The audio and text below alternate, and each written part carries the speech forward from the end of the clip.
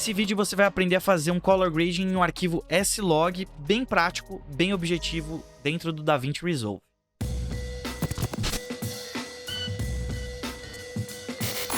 Eu sou o Gui Migliorini, você está no canal Infinito Artista e hoje a gente vai fazer uma atualização de um vídeo.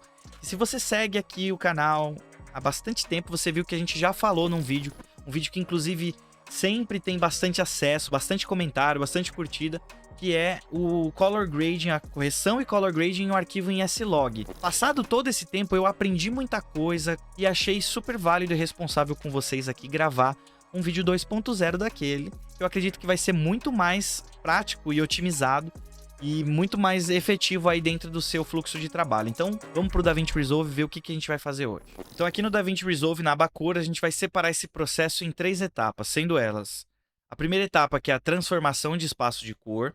Depois, a gente entra com a correção de cor e, por fim, o color grade. Vamos iniciar, então, fazendo a transformação de espaço de cor. Então, no nosso primeiro nó aqui, eu vou clicar com o botão direito, rótulo do nó, e colocar CST, Color Space Transform, transformação de espaço de cor. Você renomeia do jeito que você preferir. Eu sempre recomendo renomear porque você mantém aquela sua edição organizada, mais fácil de você saber onde está cada coisa. A gente vem em efeitos e vai procurar por esse transformação do espaço de cor ou Color Space Transform, se o seu tiver em inglês aí. É só aplicar no seu nó e o que vai acontecer aqui? A gente vai informar para o DaVinci Resolve as informações de espaço de cor de entrada e gama de entrada do nosso arquivo, para que ela possa fazer a conversão também para o espaço de cor de saída e gama de saída que a gente indicar. Como eu estou utilizando aqui um arquivo em S-Log2, S-Gamut de uma Sony, se você não conhece sobre esse assunto, como que é a gama de cor do seu arquivo, dá uma fuçada no Picture Profile direto na sua câmera lá, dá uma estudada que tem todas essas informações lá na hora que você configura o PP7, PP6, o que você utilizar. S-Log2, S-Gamut, S-Gamut2, vai estar tudo lá explicado, beleza? Aqui no meu caso, então, o espaço de cor de entrada, eu vou selecionar lá embaixo S-Gamut, deixa eu localizar aqui onde que tá, aqui ó, Sony S-Gamut, e aqui gama de entrada S-Log2, beleza? Vamos achar aqui também S-Log2. Nós já fizemos, você já percebeu que aconteceu alguma coisa ali, né? Mas o que aconteceu aqui? Ele já converteu para REC 709, que é um outro espaço de cor também. E como é que ele sabe essa informação? Porque tá aqui, ó, espaço de cor de saída, usar linha de tempo, e gama de saída, usar linha de tempo também. Está configurado no DaVinci Resolve que o espaço de cor padrão da linha da timeline é o REC 709. E você pode ver isso aqui, ó, no canto inferior direito, nessa engrenagem. Tem aqui em gerenciamento de cor, aqui, ó, espaço de cor da linha de tempo, REC 709, e espaço de cor de saída também, REC 709, beleza? Se tivesse outra configuração aqui e você não mexesse aqui nessas opções de saída, ele ia atribuir o que está configurado aqui nesses espaços de cor de saída, beleza? Eu só vou mexer nisso por enquanto. E vou fechar aqui, ó, a aba Efeitos. Com o Ctrl D, eu consigo ver o antes e o depois desse ajuste que eu fiz, tá? Desabilitar esse nó. Então aqui eu tenho a minha mídia em S-Log, purinho, e aqui já com a transformação de espaço de cor. Beleza, com esse ajuste que nós fizemos, nós devolvemos bastante informação para o nosso arquivo, de saturação, contraste.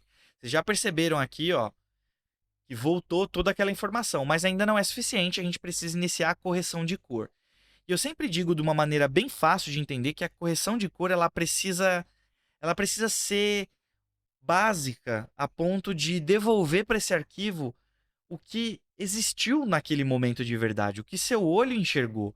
Agora não é um momento de personalizar, de fazer um teal and orange, de fazer um color grade cinemático. Não, agora é hora de deixar o seu arquivo o mais próximo da realidade para que ele possa receber o seu color grade depois com mais facilidade, tá bom?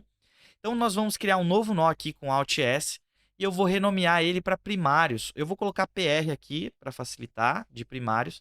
E eu vou utilizar essa parte aqui da minha aba cor, onde tem temperatura, tonalidade, contraste, tem realce, sombras, tem um monte de ajuste aqui, ó, que a gente pode ver, e também os discos de cores. Mas a gente não vai utilizar os discos nessa parte colorida deles. A gente vai utilizar só essas rodas aqui embaixo, essas rodinhas, para colocar mais pedestal, mais gama, mais ganho. O que seriam isso? Mais altas luzes, mais médias, baixas luzes e assim por diante, tá bom? Vamos fazer por etapas, né? Se eu tivesse aqui algo branco, totalmente branco, eu ia usar esse qualifier aqui, seria um conta-gotas aqui, clicar nele e clicar no objeto que ele ia bater o branco para mim. No meu caso, como eu não tenho, eu vou bater esse branco a olho nu aqui, vou puxar um pouco mais pro azul aqui, sem exagerar muito também, até onde eu achar que ficou melhor. Ctrl D, eu vou desabilitar o nó selecionado antes, depois. Beleza, já resolveu. Tonalidade, eu posso colocar verde ou magenta. Eu vou compensar um pouquinho para o magenta. Como eu joguei para o azul, agora eu compenso para o magenta um pouquinho. Você vai ver que a pele dela vai chamar um pouquinho pro magenta. Ctrl D, olha lá. E aí aqui eu vou dar um pouco mais de contraste, ó. Vou subir um pouquinho mais esse contraste, sem exagero também, tá? Mas só um pouquinho, trazer um pouquinho mais de aspereza, né, nessa imagem, olha lá. Então Ctrl D, Ctrl D. Olha lá o antes e o depois. Tem coisa que precisa ser corrigida aqui, obviamente, né? Vamos por etapas. Saturação, eu não vou mexer, eu acho que não tem necessidade. Já está bem gritante aqui na minha cara os tons aqui, né? O laranja, o magenta, o amarelo, está bem forte aqui, tá? Então não vou mexer. O que eu vou fazer aqui é trabalhar o ganho, que é as altas luzes, vou descer um pouquinho e vou acompanhando aqui no meu gráfico, no padrão aqui, tá? Ó, visualmente aonde que ele vai atribuir. Eu vou deixar aqui mais ou menos nos 768. Não existe uma... Eu não, ó, presta bem atenção nisso. Não existe uma matemática precisa que você vai criar um gráfico igual a esse e vai dar certo na sua imagem. O gráfico, ele é uma representação visual ali em gráfico daquilo que está sendo apresentado ali em imagem para você, tá? E você vai utilizar ele de referência para saber se tem espaço para você subir as altas luzes ali no ganho, se as suas baixas luzes ela tá clipada, ou seja, ela tá prensada, você perdeu informação, aí você consegue resgatar um pouquinho. Se a distribuição ela tá legal do seu gráfico, porque assim, não precisa ser um gráfico totalmente distribuído. Se você estiver fazendo uma cena no escuro, a tendência é que esse gráfico ele fique mais lá na parte de baixo. Se tiver um céu, muita predominância de alta luz, é normal que ele fique mais lá em cima. Mas aí você vai utilizar ele de referência para não deixar clipar, não deixar bater lá em cima e com isso você perder informações do seu vídeo, tá bom? Então aqui na minha gama eu vou experimentar subir um pouquinho para chamar um pouquinho os tons médios. E no meu pedestal eu vou descer um pouquinho, que eu ainda tenho informações aqui embaixo, ó, que eu consigo atribuir, mas eu vou evitar que prense lá embaixo, tá bom? Ó, aqui já tá legal para mim. Você pode perceber que são ajustes, micro ajustes, né? Coisas pequenas, mas olha só, Ctrl D, eu vou desabilitar, a gente vai ver o antes e depois. Olha lá, antes, depois. Você percebeu que ficou mais comportado depois que a gente fez esses ajustes? Dá uma olhadinha, olha lá, o antes e o depois. A gente deixou mais homogêneo isso tudo. Se você quiser subir um pouquinho mais do ganho, você também pode. Você tem liberdade aqui no gráfico te informando que você tem ainda informação ali, né? Espaço para informação.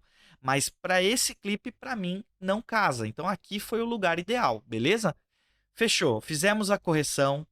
Se eu tivesse algum problema assim de uma invasão de luz rosa, eu poderia corrigir aqui no matiz, entendeu? Mas não é o caso. Para mim, eu vou deixar aqui. Se eu tivesse que colocar mais saturação, eu ia utilizar esse ajuste aqui. Se eu tivesse que diminuir realces, eu ia utilizar só essa aba de realces aqui, tá bom?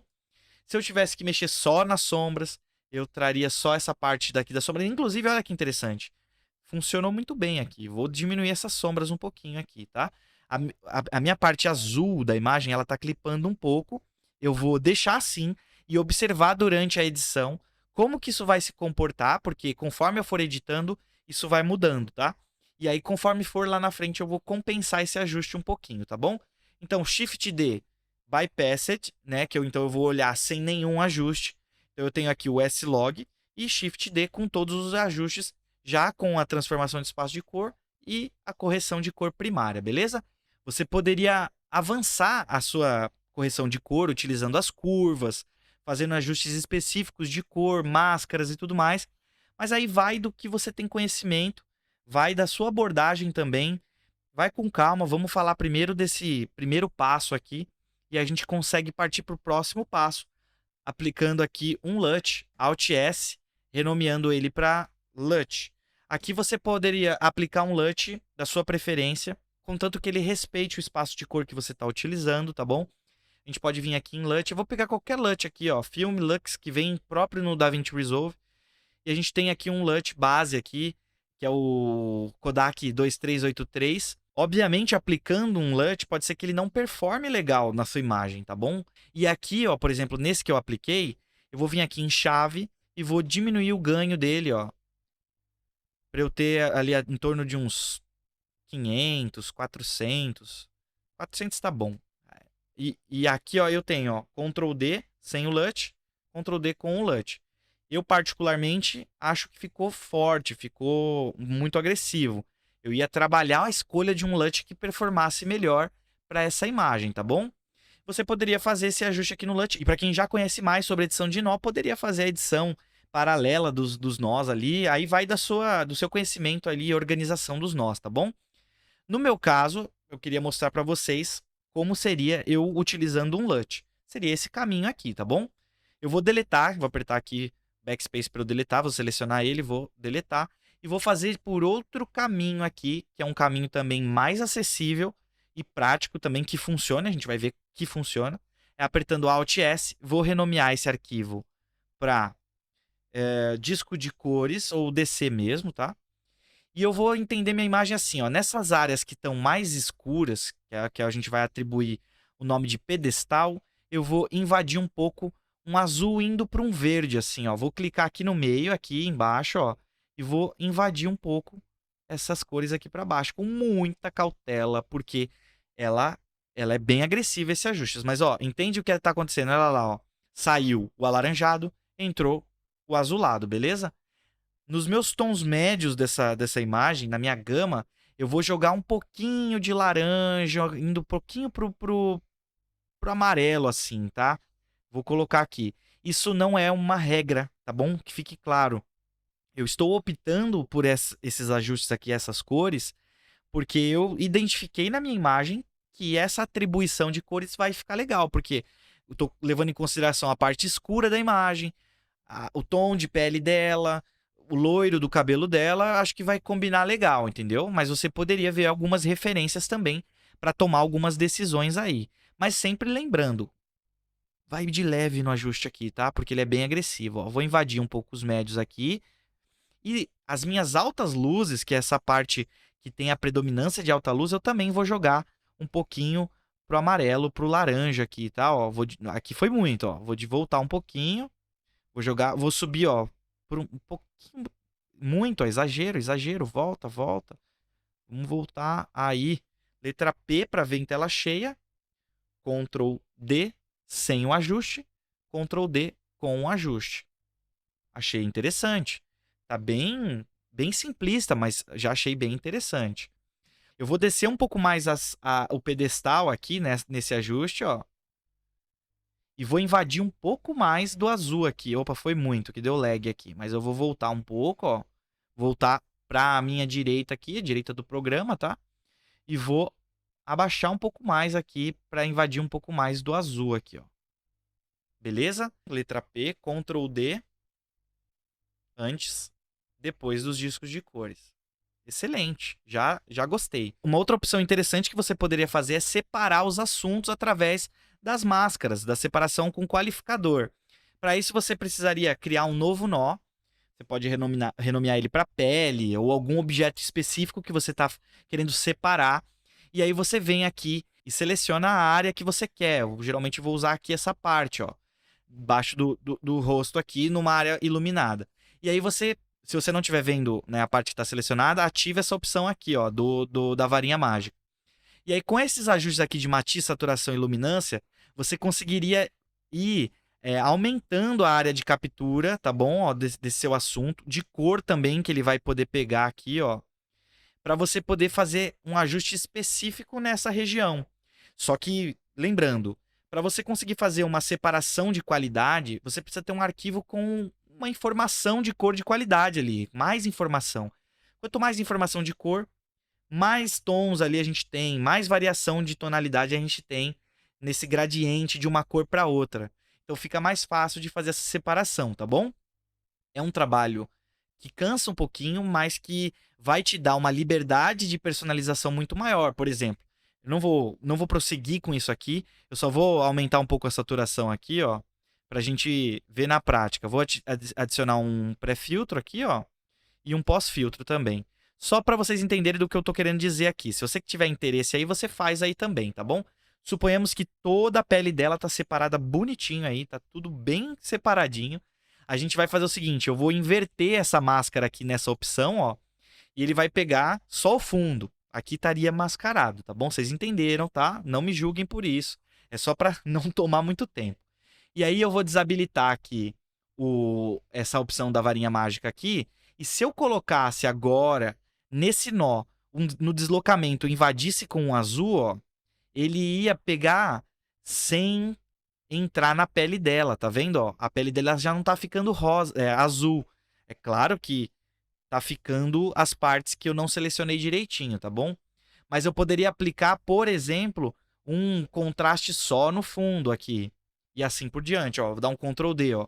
Olha a diferença aqui, ó. Sem e com.